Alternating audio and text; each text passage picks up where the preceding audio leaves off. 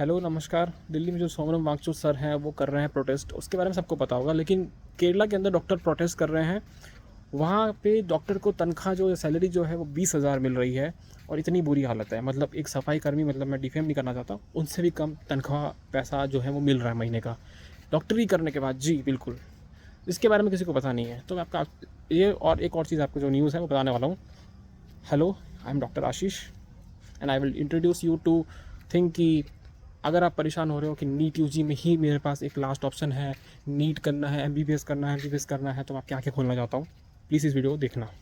देखो, पहला न्यूज़ ये है कि केरला के अंदर डॉक्टर लोग प्रोटेस्ट कर रहे हैं बिकॉज कि उनका जो तनख्वाह है, सैलरी है, वो 20,000, 20,000, मतलब 5.5 साल की पढ़ाई करने के बाद कितना हाथ में आ रहा है सब भैया? 20,000। ऐसी बात नहीं कि सबको 20,000 मिलता है, सारे स्टेट में 20,000 मिलता है, प्राइवेट में 10-15 भी मिलता है, ठीक है। लेकिन 20,000 मिलता है केरला में। दिल्ली के आसपास देखो, अगर आप जाओगे तो सब तो जा नहीं सकते, वहाँ आपको 80 से 1 लाख के आसपास मिल जाएगा अगर आपका एक्सपीरियंस अच्छा है। कुछ स्टेट में 60-70 के आसपास वेरी करता है, कुछ स्टेट में 40-50 भी रहता है, केरला में 20 आसपास। तो दिस इज़ वेरी बैड। दूसरा ये है कि आप एमबीबीएस कर रहे हो तो गवर्नमेंट तो आपका ये हाल कर रहा है कि पैसा नहीं है, और उसके बाद में जॉब्स नहीं हैं। उसके बाद में जब आप बाहर जाते हो तो आपको वर्क एक्सपीरियंस मांगते हैं। वर्क एक्सपीरियंस आपके पास कहाँ से आएगा जब आपने कहीं काम ही नहीं किया है? क्योंकि आप एमबीबीएस पास आउट हो, और वो बोलते हैं कि आपको 3 साल का काम चाहिए, मतलब वर्क एक्सपीरियंस चाहिए। अब वो कहाँ से आएगा? वो नहीं आएगा तो आपको 10-15 हज़ार, 20,000, 25,000 में रख लेंगे। सोच के देखो वो स्थिति, वो सिचुएशन, जब आप एक पहले आपने 3-4-5 अटैम्प्ट दिए नीट के, उसके बाद आपने 5.5 साल एमबीबीएस किया, थक हार के एकदम परेशान हो गए। फिर आपको कोई बोलता है कि 25,000 में काम कर ले, वो भी 24-24 घंटे। उसके बाद में कभी डॉक्टर आपको मतलब मारपीट करता हुआ दिख जाए, कहीं कुछ चिल्लाते लाते दिख जाए, तो जनता आके पीट वीट देती है। चलो ठीक है, ऐसा बिहेवियर नहीं होना चाहिए। बट उसके बाद में जब आप काम करते हो, देश के लिए सेवा करते हो, वो लोग बोलते हैं कि तो नॉर्मल प्रोफेशन है, उसके लिए, आपका नोबेल प्रोफेशन के लिए आपको काम करना चाहिए। आपको क्या पैसे के लिए काम क्यों करते हो? आपको क्यों इतना सिक्योरिटी चाहिए? बहुत बढ़िया। जब महाराष्ट्र के अंदर एक सरकार का एक आदमी आता है और घुस के, एक महिला डॉक्टर होती है, उसके ऊपर अटैक कर देता है बिना पूछे, अटैक करता है क्योंकि उसको, वो डॉक्टर का जो मतलब सीन बताता हूँ बहुत क्विकली, पूरा घुसो घुसो का नहीं। वहाँ पे वो आता है, उन लोग को एनआईसीयू के अंदर एक एडमिशन चाहिए होता है और एनआईसीयू फुल होता है, तो वो पोलाइटली बोल देते हैं कि यहाँ पे एडमिशन नहीं हो सकता, अभी फुल है। वो आता है अपनी गुंडागर्दी दिखाने पे कि कैसे नहीं होगा, और मारपीट उस करके जाता है। उसका केस बना, केस का कुछ नहीं होगा और वो छुप जाएगा। ऐसे ही मतलब बहुत सारे डॉक्टर जो हैं देश में, हर क्लिनिक में, हर गवर्नमेंट हॉस्पिटल में पिटते हैं। क्यों पिटते हैं? क्योंकि कहीं पे इंजेक्शन ख़राब है, कहीं पे सुविधाएं ख़राब है, कहीं पे बेड नहीं है, कहीं पे मशीनें काम नहीं कर रही। तो ये हमारी गलती है? हमारी गलती तो नहीं है, लेकिन हम तो मार खा रहे हैं। क्यों? क्योंकि बस वही है, सबका फ्रस्ट्रेशन है सरकार के खिलाफ, वो निकाल देते हैं डॉक्टर्स के ऊपर। तो ये भी आपको सहन करना पड़ता है। एमबीबीएस करने के बाद, इतना साल ख़राब करने के बाद, आपको पैसे नहीं मिलते हैं गवर्नमेंट से, आपको तनख्वाह नहीं मिलती, सैलरी नहीं मिलती अच्छी, ये भी आपको सहन करना पड़ता है। लेकिन फिर भी कोचिंगों के द्वारा ये बताया जाता है 12वीं 11वीं बच्चों को, एक बार नीट में हो गया ना, क्योंकि मैं भी किया हूँ कोचिंग, ठीक है, मैंने भी अटैम्प्ट दिए हैं, मुझे पता है। एक बार बस निकाल लिए ना, फिर लाइफ सेट है भाई। लाइफ सेट नहीं है, ऐसे लाइफ सेट नहीं है, ठीक है। ये रियलिटी बता रहा हूँ आपको। अब आते हैं दूसरी चीज़ पे, वो ये है कि गवर्नमेंट ने, इंडियन गवर्नमेंट ने ईयर 2026-27 में, 26-27 में टोटल 10,000 एमबीबीएस सीट बढ़ाए हैं।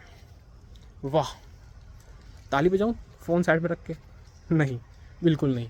अभी आपको लग रहा हो कि वेरी वेरी गुड भैया, क्या मस्त, मज़ा आ गया, 10,000 सीट्स, मतलब इस बार सिलेक्शन के चांस हो सकते हैं। अरे भाई, टोटल सीट्स जो हैं अब इंडिया के अंदर 1,36,000 के आसपास पहुंच गई है, 1,36,000। अब बोलोगे कि ये तो गवर्नमेंट प्राइवेट मिक्स होगा। हाँ, मिक्स है। गवर्नमेंट का 67,000 के आसपास है, प्राइवेट का आई थिंक 73,000 के आसपास है, पता नहीं, इतना ही होगा।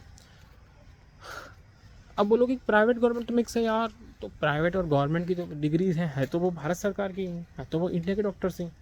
तो हर साल आपको 1,36,000 डॉक्टर निकलेंगे, और 1,36,000 डॉक्टर निकलेंगे हर साल। अब बताओ भाई साहब, उनको काम कैसे देंगे? उससे पहले इस देश के सिस्टम में बहुत ऑलरेडी डॉक्टर्स काम कर रहे हैं। एक टाइम था जब बोलते थे कि डॉक्टर्स की देश में कमी है, 4,000 पेशेंट पे एक डॉक्टर होना चाहिए। मुझे लग रहा है कि आने वाला टाइम में बहुत जल्दी, ज़्यादा नहीं, कुछ ही सालों में हर घर में लगभग एक डॉक्टर मिलेगा, हर गली में आपको एक डॉक्टर मिलेगा, और वो डॉक्टर आपको बेरोज़गार मिलेगा, या फिर वो डॉक्टर ऐसी लाइफ जी रहा होगा जो कि कतई आप तो बिल्कुल ना जीना चाहते होंगे, या फिर वो मज़े वाली लाइफ नहीं होगी जो कि आप बोलते हो कि मज़े हैं। बेशक कुछ डॉक्टर्स के मज़े हैं जो आप देखते होंगे कि यार ये तो प्रोफेसर है, कितना कमा रहा है, ये सर्जन है, कितना कमा रहा है, लेकिन उसने कितना स्ट्रगल किया है, उसका वर्क एक्सपीरियंस कितना है, उसने डिग्रीज़ कितनी सारी ले रखी हैं, वो कोई नहीं देखेगा। उसके बाद में और भी चीज़ें होती हैं, ठीक है। बट ये नहीं है कि 100 लोग पास किए तो 100 में 100 को मिल जाएगा वो, तो वो बात ठीक है। और उसके बाद ये है कि वो 1,30,000 सीटें मतलब जो है इंडिया में, उससे ये हो रहा है कि अभी आपको लगता होगा कि ये तो बढ़िया है भैया, ये तो सिलेक्शन के लिए आसान हो जाएगा, एडमिशन तो ले लोगे, लेकिन जब ये यहाँ से निकलोगे ना, जब 5.5 साल कंप्लीट करोगे फिर निकलोगे यहाँ से, तब आपको समझ में आएगा अरे भैया जॉब करने के लिए तो 1,30,000 लोग आ गए, अब सीट तो है ही नहीं, बॉन्ड लगा, बॉन्ड में तो काम करने के लिए जगह ही नहीं है, पीएससी में जगह नहीं है, सीएससी में जगह नहीं है, प्राइवेट हॉस्पिटल गया वहाँ वो पैसा नहीं दे रहा, वो पहले वर्क एक्सपीरियंस मांग रहा है, मेरे से ज़्यादा तो नर्सिंग कंपाउंडर कमा रहे हैं। तब रियलिटी हिट करेगा कि इतने साल 3 अटैम्प्ट 4 अटैम्प्ट 5 अटैम्प्ट जो मैं तड़प रहा था ना कि बस एक बार नीट निकल जाए मज़ा आ जाएगा, इट्स नॉट रियलिटी, ठीक है। आपको ये दिखना चाहिए कि मैं बीएमएस कर सकता हूँ, वेटनरी कर सकता हूँ, दूसरा और तलाश सकते हो, बीएससी करके एमएससी करके टीचर बन सकते हो, कुछ स्टार्टअप कर सकते हो, लेकिन भाई 1-2 अटैम्प्ट में अगर निकल जाए तो अच्छी बात है, आप बहुत ज़्यादा इंटरेस्ट हो तो निकाल दो, वरना इस चीज़ के पीछे मत पड़ो, इस चीज़ में मत आओ, क्योंकि आने वाला टाइम इसके लिए बहुत बुरा है। इवन ये मेरे को भी अफेक्ट करेगा, मैं ऑलरेडी इंटर्नशिप में हूँ, मतलब निकल जाएगा, लेकिन इसके बाद जॉब मिलना है वो बहुत मुश्किल है। जो मेरे सीनियर्स हैं वो यहाँ से पास आउट हो चुके हैं, उनको भी मतलब अगर पीजी नहीं निकला तो कहानी जो है बीच में अटक जाएगी। मतलब एमबीबीएस किया, उसके बाद हो गए जॉबलेस, घर बैठ गए, अब क्या करूँ, ये हो जाएगा, ठीक है।